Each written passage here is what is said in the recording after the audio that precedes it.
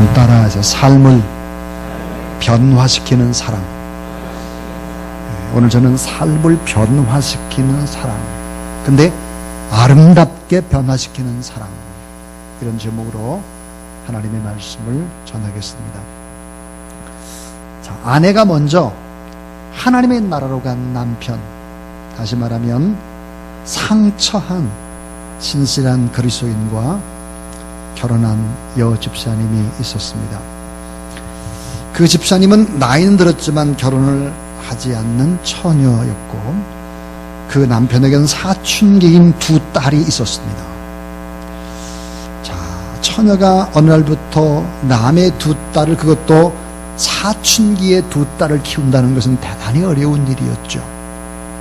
그러나 집사님은 아이들이 지금은 나를 거부한다고 해도 내가 친어머니처럼 계속해주면 언젠가는 친딸이 될 거다, 이런 기대감을 가지고 열심히 그렇게 사랑으로 섬겼습니다. 그런데 아이들은 친딸처럼 그렇게 친어머니처럼 대하지 않는 거예요. 사춘기 여자아이들이 자기에게 다반사로 면박을 주는 거죠.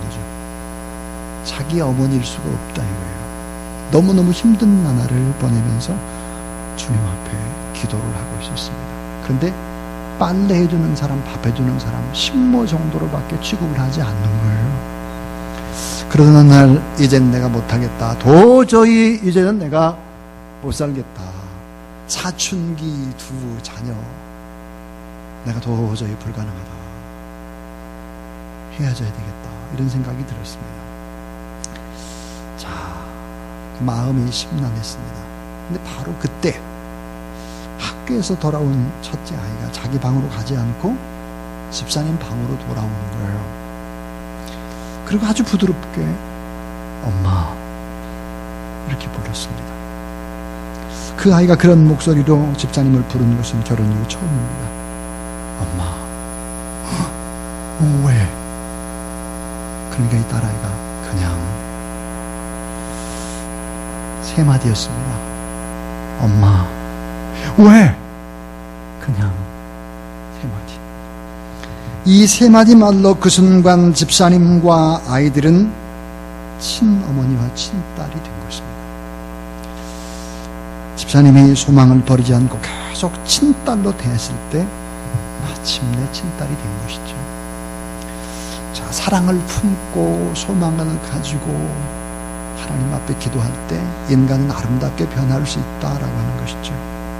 만약에 어머니, 그동안 제게 해주신 것이 너무 감격스러워서 이제는 제가 딸처럼 살게요 라고 한다면 낯간지러워서 아예 입을 열지 않았을 텐데, 엄마 왜? 그냥 이 세 마디로 하고 싶은 말을 모두 다 나눈 거죠. 여러분, 삶을 아름답게 변화시킬 수 있는 것은 말이 아니라 사랑이라고 하는 것입니다. 여러분, 지난 주간 한 주간 동안 세상살이를 하면서 얼마나 힘들었습니까? 특별히 서울에서 이 한박폴에서 인생을 살아간다는 것이 쉽지 않았을 겁니다. 한번 여러분 옆에 있는 분하고 인사를 나눌까요? 조금 전에 했던 그런 생각으로, 엄마 왜? 그냥 이런 마음으로 우리 서로 바라보며 주의 사랑으로 사랑합니다. 주의 사랑으로 사랑합니다. 요한일서 4장 7절부터 8절에 보니까 이렇게 말씀을 합니다.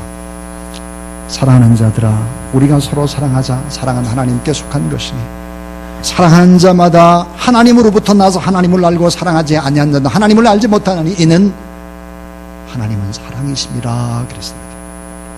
성경은 사랑만이 사람을 인격적으로 아름답게 변화시킬 수 있다, 그렇게 얘기를 합니다.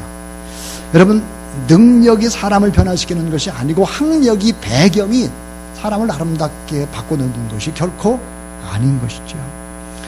아무리 여러분 은사가 있다고 할지라도, 능력이 있다고 할지라도 인간 변화 쉽게 안 되는 것이죠. 여러분, 이 사랑이라고 하는 것은 외적인 은사, 이 능력이죠. 외적 은사를 내적 열매로 승화시킬 수 있는 것입니다. 자, 인격의 변화나 훈련이 없이 얼마든지 능력 있는 사람이 될 수 있어요. 부자도 될 수 있고 능력 있고 권세 있는 자리에 올라갈 수 있습니다. 그러나 여러분, 인격은 그 사람의 품격이죠. 그 사람의 가치관으로 선한 영향력입니다.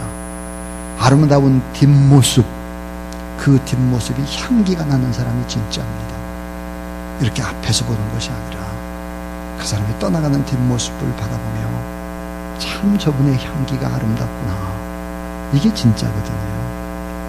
인격의 변화는 사랑으로만 가능하다 하는 것이 성경의 얘기입니다. 여러분, 사랑은 어떤 능력이 있을까? 아름답게 변화시키는 능력이 있다 그랬습니다. 그런데 이 정도가 아니에요. 사랑은 따라하세요. 율법의 완성이다. 여러분, 사랑만이 모든 법을 완전하게 할 수 있다. 국회의원들이 막 법을 제정을 합니다. 뭐 자세하게 이렇게 사람을 바꿔놓는 것이 아닙니다. 여러분, 성경에 보니까 사랑만이 능력도 되고 은사도 되고 열매도 된다 그랬습니다. 따라하세요. 사랑하지 않으면 결국 아무것도 아닙니다. 자, 사랑하지 않으면 결국 아무것도 아니라는 거예요. 고린도서 13장 1절에 보니까 내가 사랑해 사람의 방언과 천사의 말을 할지라도 사랑이 없으면 소리나는 구리와 울리는 꽹과리가 되고 그랬습니다. 여러분, 소리나는 구리와 울리는 꽹과리, 이건 뭘까요? 소음의 대명사입니다. 소음. 사랑이 없으면 소음으로 끝난다는 거예요. 소음. 듣기 싫은 소리. 고린도서 13장 2절에 보니까 내가 예언하는 능력이 있어 모든 비밀과 모든 지식을 알고 또 산을 옮길 만한 모든 믿음이 있을지라도 사랑이 없으면 아무것도 아니요 그랬습니다. 모든 비밀을 알아요. 엄청난 지식입니다. 산을 옮길 만한 믿음, 능력이에요. 대단하고 뛰어난 것이죠. 근데 그 사람에게 사랑이 없으면 하나님이 그 사람 평가할 때 아무것도 아니다. 영어로 nothing. 여러분, 제 아무리 값비싼 컴퓨터를 가지고 있다고 할지라도 소프트웨어가 빠져버린 컴퓨터는 고철덩어리에 불과한 것입니다. 자, 이 세상에 아무리 출세하고 아무리 뭘 많이 가지고 있고 떵떵거리고 산다고 할지라도 사랑이 없다면 하나님 보시기에는 nothing.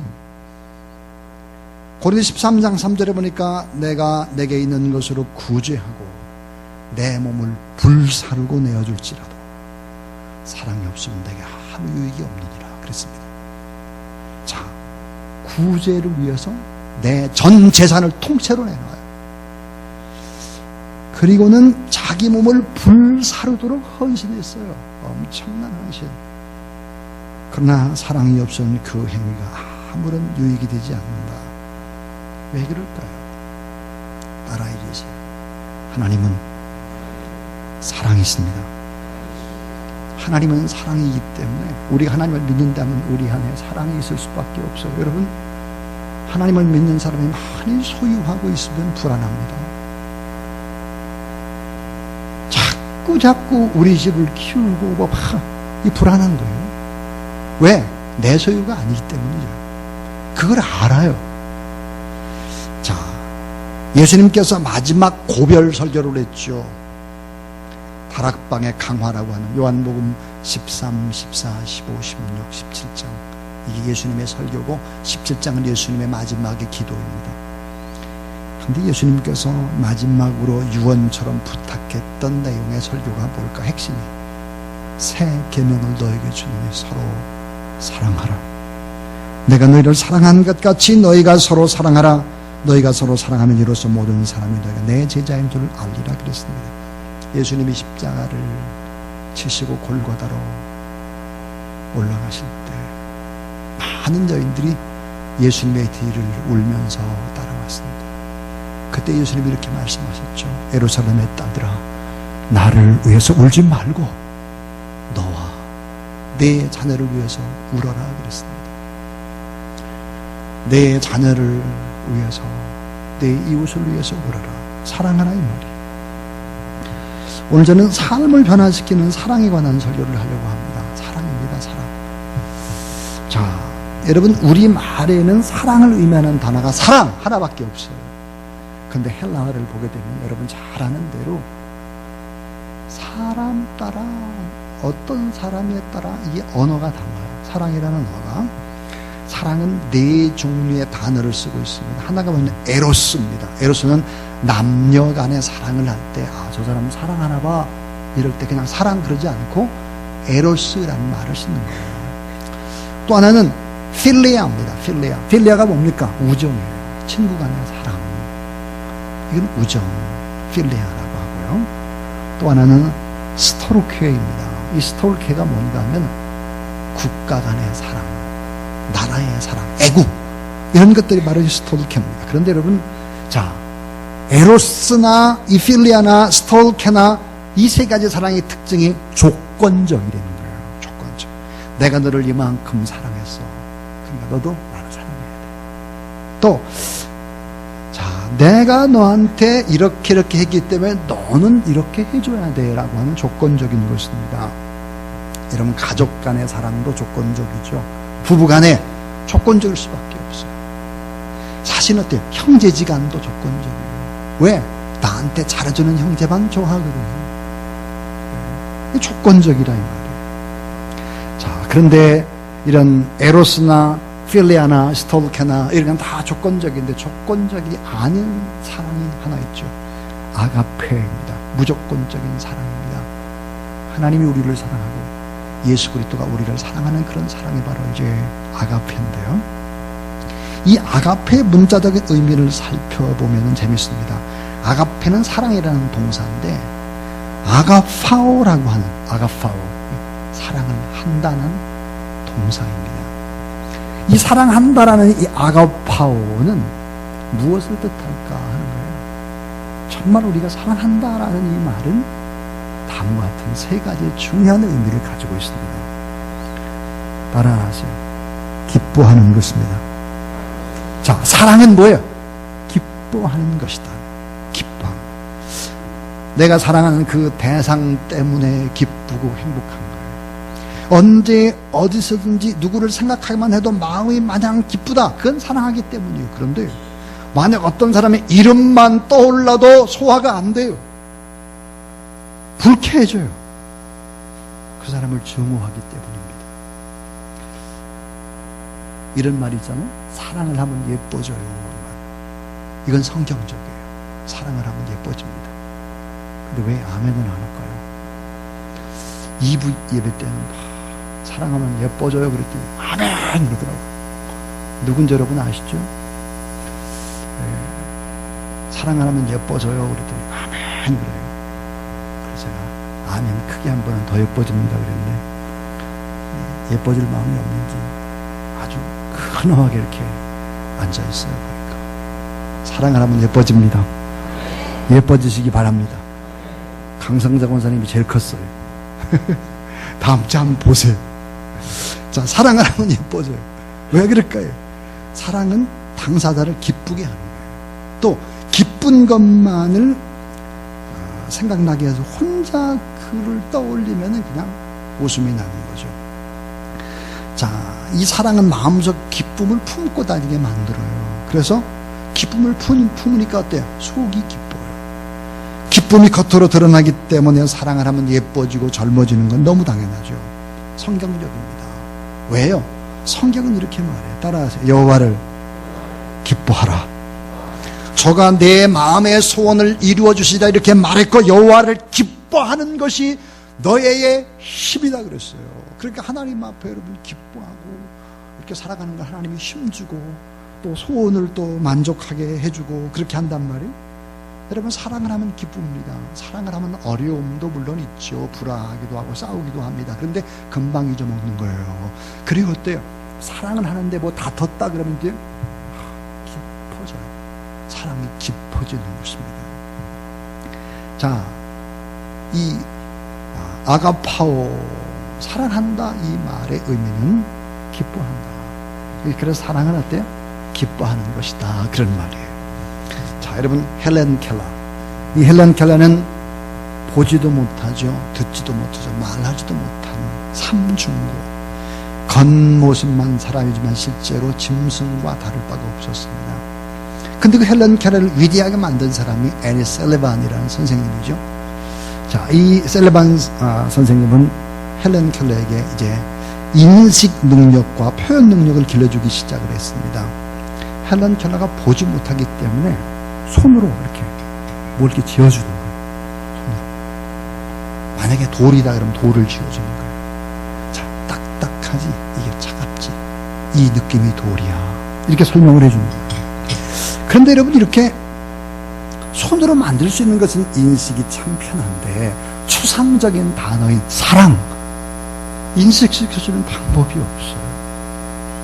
대체 사랑을 어떻게 가르칠 수 있을까? 애니 셀리반 선생님이 많이 고민을 합니다. 근데 뜻밖에도 헬런 켈러가 사랑이 뭔지를 안다고 말했습니다. 야, 네가 어떻게 사랑을 알아? 사랑이 뭐야? 그랬더니 헬런 켈러가 이렇게 말했습니다.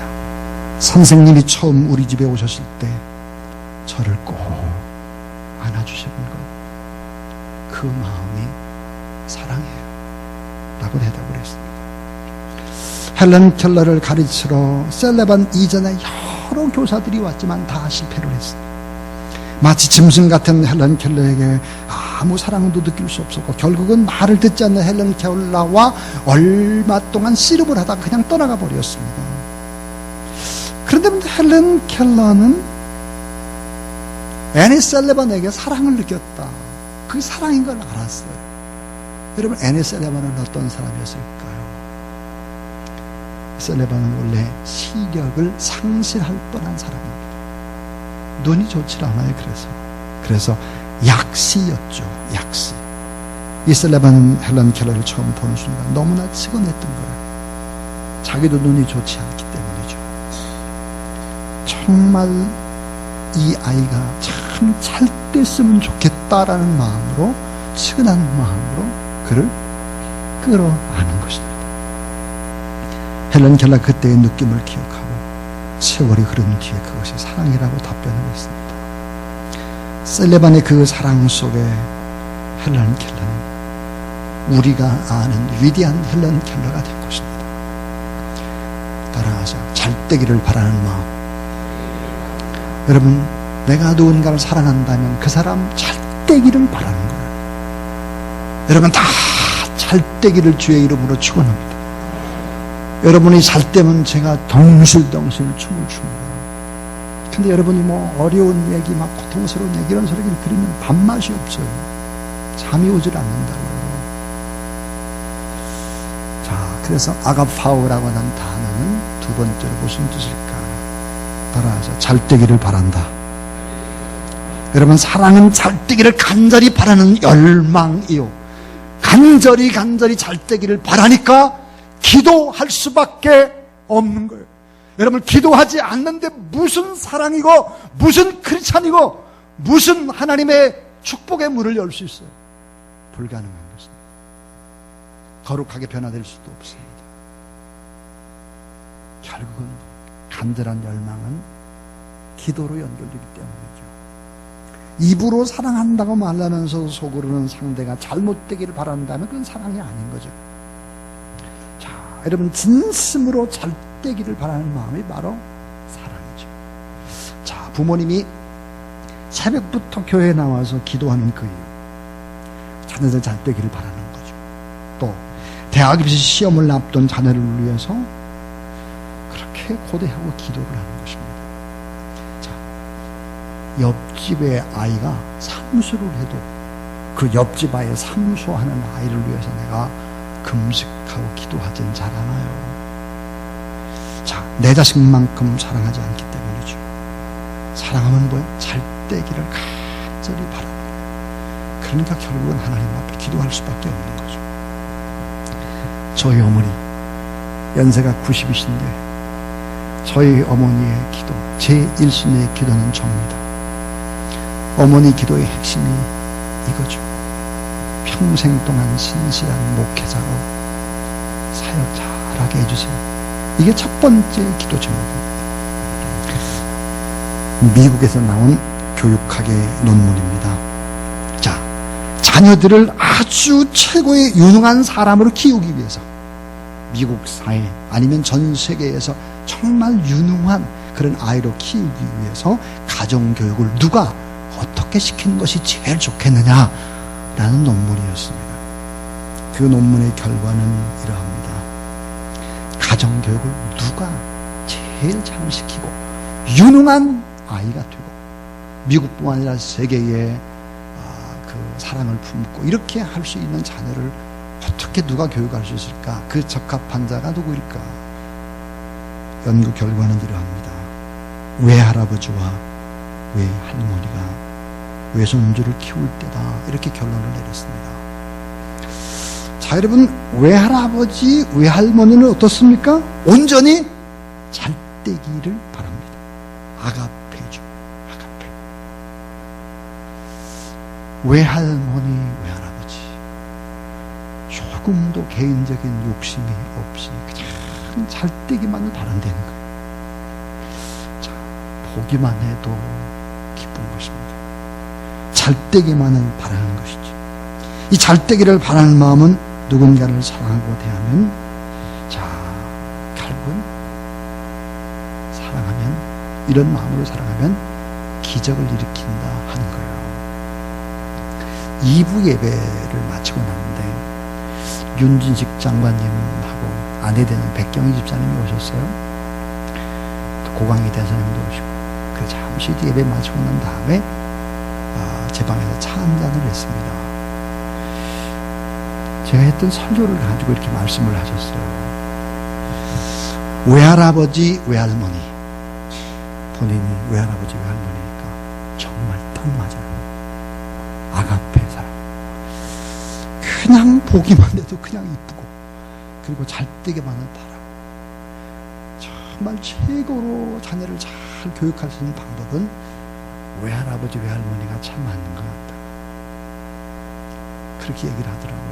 공감이 간다고 그런 얘기를 하는데, 여러분 사람마다 좀 다를 수 있겠지만 할머니, 할아버지도 또 잘할 수 있겠지만, 외할머니, 외할아버지가 왜 그러냐면, 자, 할머니, 할아버지는 잘 못하면 이렇게 때릴 수 있다는 거예요, 법으로. 그런데 외할머니, 외할아버지는 때리지 않는다는 거예요. 그냥 사랑으로 보기만 해도 기쁘고 잘 되기를 바라는 것이다, 그랬습니다. 자, 따라하세요. 사랑은 사랑의 대상을 귀하게 여기는 것입니다. 아고파오라고 하는 단어의 세 번째 뜻이 귀하게 여긴다는 뜻입니다. 자, 사랑하는 자식의 책가방을 다루는 그런 마음과 모르는 아이의 책가방을 다루는 마음이 같을 수는 없죠. 사랑을 하면 사랑하는 대상을 귀하게 여기죠. 상대의 계획과 상대의 생각과 상대의 비전을 귀하게 여기는 것입니다. 따라하세요. 사랑은 무례히 행치 아니하고, 사랑은 무례히 행할 수가 없어요. 요한일서 4장 12절부터 13절에 보니까, 지금까지 하나님을 본 사람은 없습니다. 그러나 우리가 서로 사랑을 하면 하나님이 우리 안에 계시고 또 하나님의 사랑이 우리 가운데에서 완성되게 합니다. 하나님이 우리에게 자기 영을 나눠주셨습니다. 이것으로 우리가 하나님 안에 있고 또 하나님이 우리 안에 계시다는 것을 우리는 압니다, 그랬습니다. 어느 형제가 한 자매를 너무너무 좋아했습니다. 근데 그 자매한테 편지를 직접 전달해 주기가 어려워요. 너무 아름다우니까.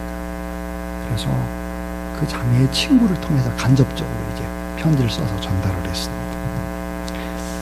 근데 그 자매는 형제가 편지를 아무리 줘도 마음의 문을 열질 않아요. 프로포즈를 해도 완전 거절이에요. 그래서 심리학자에 상담을 했대요. 그랬더니, 야, 10번 찍어 안 넘어가는 나무가 없잖아. 그러니까 편지를 좀 더 많이 좀 써봐. 그래서 매일 하루에 한 통씩 쓴 거예요, 편지를. 계속해서 갖다 준 거예요. 배달시킨 거예요, 편지를 계속. 그래도 마음의 빗장을 열질 않아요. 이 형제는 더욱더 굳센 결심을 하고 하루에 3번씩 편지를 써서 배달을 시켰습니다. 결국은 그 자매가 감동을 받아서 결혼을 하게 됐는데 편지 배달한 사람하고 결혼했답니다.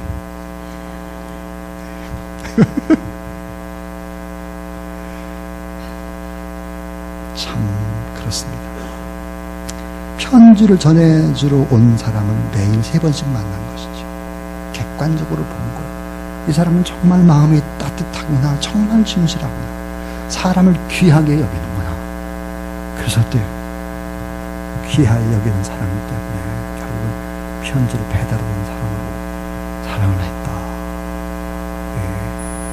시바래요, 시바. 이렇게 얘기했더니 2부 예배 때 끝나고 나니까 목사님 얘기죠.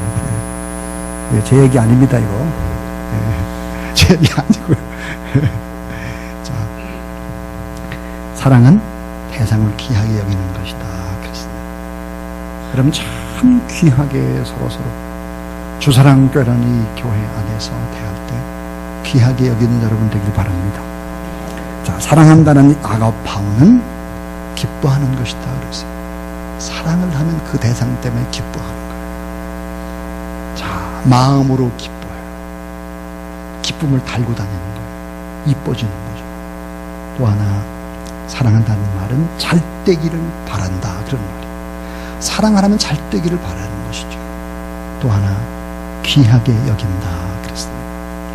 여러분, 이런 사랑으로 사랑을 하면 사람이 안 바뀔 수가 없는 거겠죠. 바뀌는 것입니다. 자, 오늘 이제 저는 설교를 마치려고 합니다. 기뻐하는 것이다, 잘 되기를 바라는 것이다, 귀하게 여기는 것이다. 그런데 더 중요한 것이 하나 있습니다. 그것은 따라하세요. 사랑을 따라 간구하면 기적이 나타납니다. 여러분, 기도 제목도 왜 이루어지지 않을까 점검해 보세요. 내가 사랑이 있는가를 점검해 보세요. 내가 정말 하나님 앞에 회개하고 이웃을 용서하고 있는가를 점검해 보세요. 그리고 정말 어려운 이웃을 위해서 나는 구제하고 선교하고 복음을 증거하고 있는가, 정말 사랑하고 있는가, 사랑을 따라 기도하고 있는가. 사랑을 따라 간구하면 기적이 나타난다 하는 거예요. 김홍석 판사가 쓴 글에 이런 내용이 나옵니다. 젊은 부부가 와서 이혼 조정 재판을 하는데 재산 문제, 아이 양육의 문제 도무지 합의가 되는 거예요. 그래서 판사가 이 아이를 누가 양육할 것이냐 이렇게 부부에게 물었습니다. 남편도 아내도 선뜻 대답을 하지 않는 거예요. 그래서 옆에 있는 아이에게 물었어요. 야, 너는 누구와 함께 살고 싶어? 물었더니 이 아이가 눈물을 흘리면서 한 손으로는 아빠를 붙잡고 한 손으로 엄마를 붙잡는 거예요. 그리고 눈물을 흘리는 거예요. 같이 살고 싶다는 거죠. 이런 분위기로 도저히 재판을 할 수가 없어서 김홍석 판사가 하도 딱해서 부부에게 성경책을 한 권씩을 사줬어요. 그러면서 한 달 후에 결정하자 그랬습니다. 그리고 과제를 내줬습니다. 고린도전서 13장을 매일매일 3번씩 읽고 요한 1서를 매일매일 3번씩 읽으라 그랬어요. 여러분, 고린도전서 13장에 사랑일장이잖아요. 요한 1서도 지금 우리가 계속 사랑에 관한 얘기하고 있잖아요. 그러니까 한 달 정도니까 거의 어때요? 90번 이렇게 읽은 거예요. 자, 그리고 나서 결정을 하자고 했습니다. 한 달 후에 그 부분은 어떻게 됐을까? 이혼을 취소했다고 합니다. 자, 여러분, 이혼 안 하면 안 된다고 팔 뛰던 사람들이 왜 이혼을 취소하고 같이 웃으면서 재판장에 들어왔을까? 그 이유는 뭘까? 따라하세요. 사랑은 주님이 주시는 것입니다. 그렇습니다. 인간의 사랑은 다 조건적인데 아가페 사랑, 십자가의 사랑과 두 사람이 연결될 때 생명력이 긴 거예요. 주님이 사랑을 부어주셔야 사랑을 할 수 있고, 주님이 사랑을 부어주셔야 이기적인 나를 꺾을 수 있고, 사랑을 따라 구하지 않으면 안 된다라고 하는 거예요. 여러분, 사랑을 따라 간구하게 되면 응답의 기적이 일어난다는 사실을 믿으시기 바랍니다. 저희가 금요일 밤부터 이제 1000시간의 기도를 시작을 했습니다. 오늘 또 이제 밤 12시에 또 시작을 하게 될 것입니다. 사랑을 따라 구해보십시오. 그리고 기도 제목을 여러분 내놓으면 이미 응답의 8분 응선이 넘어선 거예요. 왜? 여러분을 위해서 목회자들이 간절히 기도하기 때문이죠. 또 여러분 기도를 피곤해서 못할지라도 하루 24시간 내려 계속 기도하기 때문이죠. 이번에는 기도문이 많지를 않아요. 기도문만 쭉 읽다 보면 시간이 다 가기 때문에 기도문을 짧게 했습니다. 그리고 서로 뜨겁게 기도하는 시간을 많이 갖도록 하려고 합니다. 여러분, 오늘 기도문을 다, 제목을 다 써내십시오. 그리고 하나님 앞에 맡기면서 기도해 보십시오. 여러분 앉은 자리, 그 아이들 얼굴을 보십시오. 그리고 장래의 희망을 보십시오. 그리고 그 어머니 아버지를 위해서도 꼭 기도해 주셔서 여러분 11월 한 달에 최고의 기적과 기쁨이 임하는 복된 한 달 되어지기를 주의 이름으로 축원합니다.